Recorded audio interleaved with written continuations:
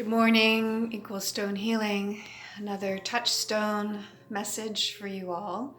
EqualStoneHealing.com is my website, and I do these little touchstone messages every day for you. I'm a Reiki master, yoga teacher, aromatherapy practitioner. I'm developing a method of chakra weaving and working with a doctor to open up a clinic in Nova Scotia. So all that is in the works, but for now, I get to give you a little bit of a touchstone in terms of messages and feelings and thoughts around what is happening in the world and my experiences in my life.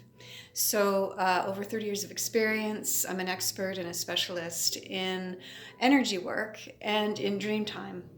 So intuition and just deep vulnerability and deep feeling is part of my, signature, part of my magic. And I just wanted to perhaps share with you a little touchstone for today is, our stories from pain to pleasure. And I'm realizing, with a lot of journeying and a lot of energy in medicine, what we do is we flip things. So to flip something means, say, for instance, just sharing a bit of my own personal story. I had a lot of time to be alone. I had friendships, and my friends used to throw rocks at my window, little stones to get me to come outside and play, and I'd be reading a book, or I'd be gazing at the stars or the blue sky. So I was very introverted in some ways and extroverted in others, but my friends would sort of call me out and ask me to come and play with them, and I didn't want to. I wanted to read my book. So what this did was two things. Some of the alone time I had was not chosen. Some of it was from neglect or just people going through their dramas and their traumas and their pain. And I was left sort of on my own to figure things out. Well-meaning people, but they had their lives to lead too. So I've learned to flip it, which means when I was alone, I actually discovered meditation. I discovered imagination and insight. I discovered sitting by a tree and grounding myself. I discovered yoga. I discovered dance. All these beautiful, wonderful things that helped me through my life. And to come into the practical, I thought I had to just be in the practical. I had to be in the world that's out there. And that's not true. There's an integration piece that needs to happen. And I've been mistaking in my journey that I need to be fully in the world. And how do I do this? And I have to get real, right? You're told to come down to earth, or you're told to, bring in the money, don't be so dreamy. And that's also not real. That's not false. That's false. Because what needs to happen is an integration of the two things. We need to flip it. So in being alone, what did I learn? I learned to go inside and instead of being lonely, which still would happen, I would flip it and do meditation or prayers. And some people say that it's an avoidance of your needs, but it isn't. It's about finding the medicine of what is present in the time. So say you're in pain.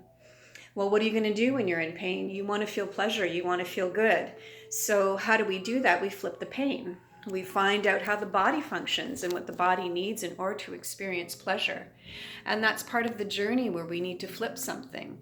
If we're in an abusive relationship and it feels awful, what do? We leave. We discover that we can stand on our own 2 feet. And that's really important to know that there's self-love.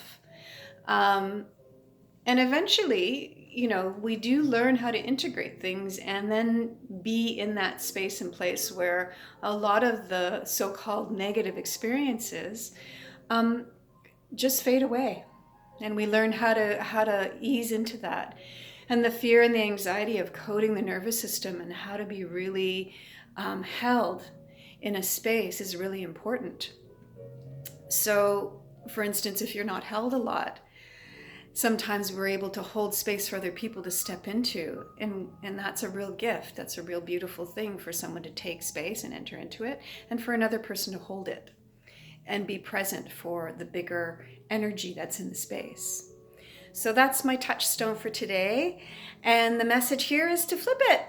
Flip it good. And just really get on with what you need to do, which is beautiful and wonderful. And I'm going to just come here and look outside, and it's a beautiful day again in my studio space. And here's my lovey. Here's Odin. That's what he looks like. And I hope you could see that. I don't know if it was in the shadow or not, but we'll get a better picture and some relationship with my dog, because he's a lovely boy. He's very sensitive and very protective and beautiful. So I would really love to share that with you. So Satnam, be joyful and have a great day. Bye, everybody.